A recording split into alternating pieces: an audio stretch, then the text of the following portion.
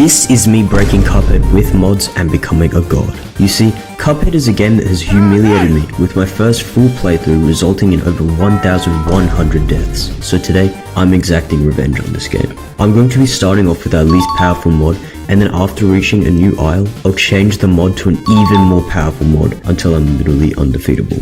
Now to start us off, I have the extra charms mod, which gives us enhanced powers. This is pretty good, but not at all overpowered. Scrolling under the charms section, we can discover this collection of charms that we have. The main one that I'm going to be using in this video is called Divine Aura, which is the one with the fist icon. This charm combines all weapons and charms we have and allows us to use all of them at once. I started out on the first level Forest Follies, and here is a demonstration of this insane mod. Go take some of this.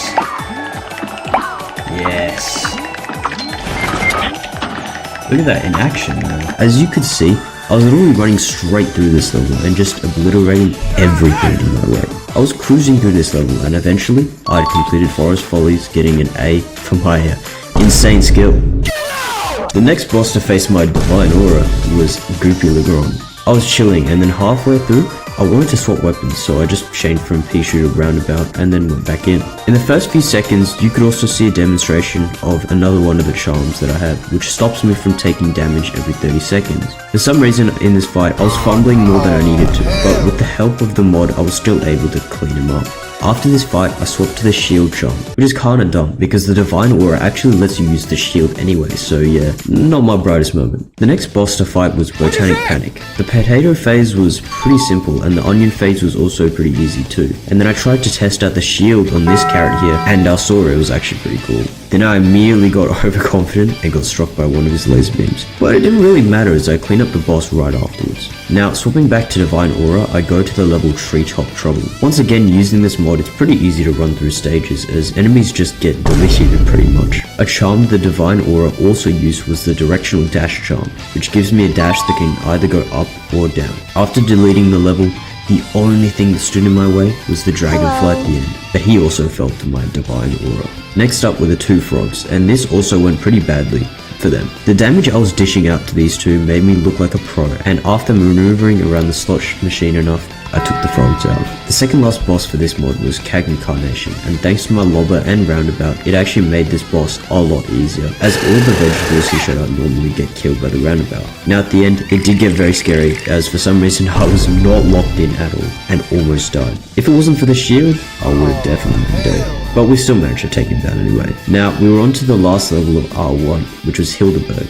Now, because the level was flying, we didn't really receive any benefits from the charms apart from the shield ability. But thanks to my skill against this boss, I took her out, ending R1, and now it was time to move on to mod 2. After going through King Dice's Die House, I made it onto R2, in which I'll be using the buffed Cuphead mod. Now, obviously hearing the name, the mod buffs Cuphead. But when playing with the mod, I didn't realize the degree to which it buffed him. The first boss I went to fight was Jimmy the Great, and I thought it would be a pretty cool boss fight as I was only slightly buffed. But instead of that, this happened. Just watch this DPS. Yeah, it turns out this mod turns Cuphead into the Terminator, and within a second, Jimmy is already dead. The next boss I went for was Sugarland Shimmy. Sugarland Shimmy! Where I took on this baker woman, and just like the previous boss, I slaughtered every phase that she had, to the point where I glitched her last phase because she died so quickly. Bepi the Clown was next, and he was instantly smited.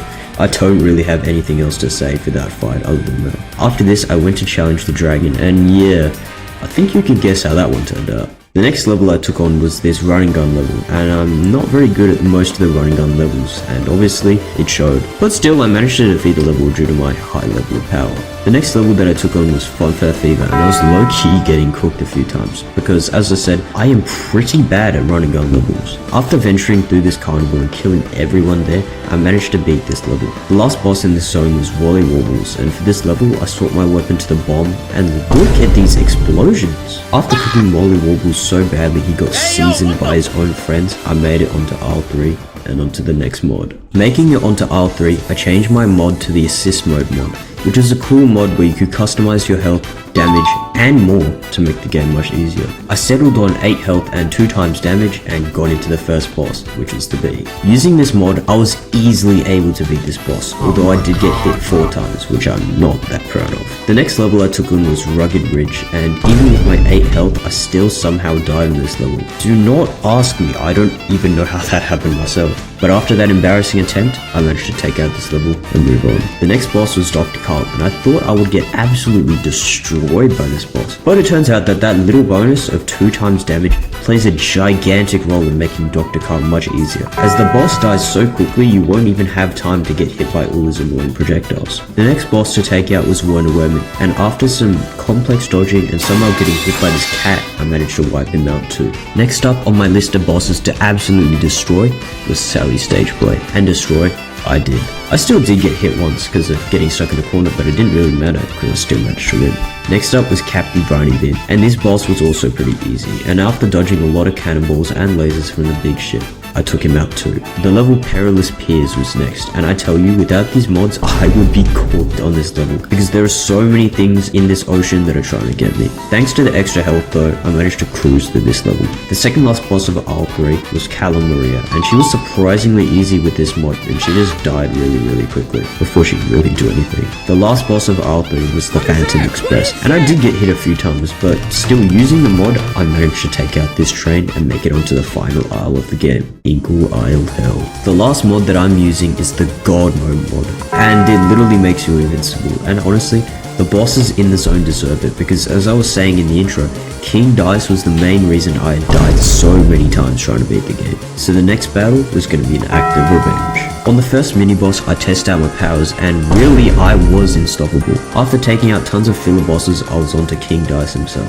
And even though he was laughing, I knew he was internally crying, as he realized he literally couldn't do anything. After taking out King Dice, it was time for the final boss, and we would see if this Cuphead god could beat the devil. Yeah, I think you know the answer. While the devil did take a while to defeat, I was just mostly doing whatever I wanted the whole fight, and after finally beating the devil up, I'd completed the whole of the base game. Overall, trying out these crazy mods and obliterating bosses was really fun, but regardless, thanks for watching and have a good one.